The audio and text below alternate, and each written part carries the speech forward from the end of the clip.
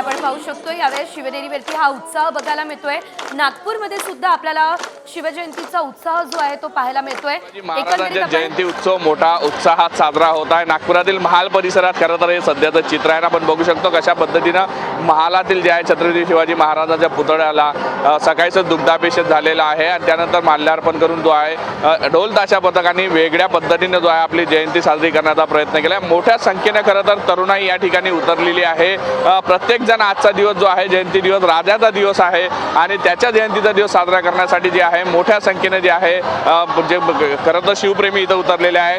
अनेक कुटुंब सुद्धा इथे आलेले आहे आणि कशा पद्धतीने जे आहे आपली मराठी मोडी जी वेशभूषा आहे ती जी आहे त्यांनी स्वीकारलेली आहे, ती परिधान केलेली आहे। छोटेसे शिवाजी महाराज सुद्धा आपल्याला पाहायला मिळते, हातात तलवार घेऊन खरं तर ते आहे।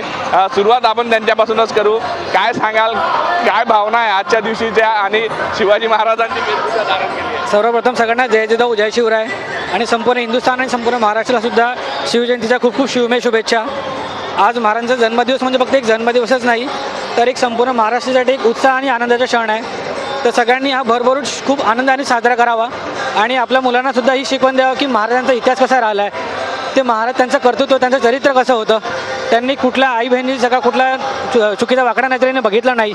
आणि आजच्या या जो जनरेशन आहे त्यांनासुद्धा मला असं वाटतं की त्यांनी आपल्या सगळ्या मुलांना हे शिकवावं की आई बहीण त्यांनी महाराजांनी कसं बघितलं आणि त्यांनी काय शिकवण दिली, त्यांची प्रजा त्यांची राज्य कसं होतं, त्यांनी कसं राज्य कसं घडवलं। तर एक त्याच निमित्ताने आम्ही छोटंसं एक कर्तृत्व म्हणून आमच्या मुलांना सुद्धा एक त्यांच्या वेशभूषेमध्ये आणून त्यांचा इतिहास कसा सांगण्याचा एक प्रयत्न करतोय।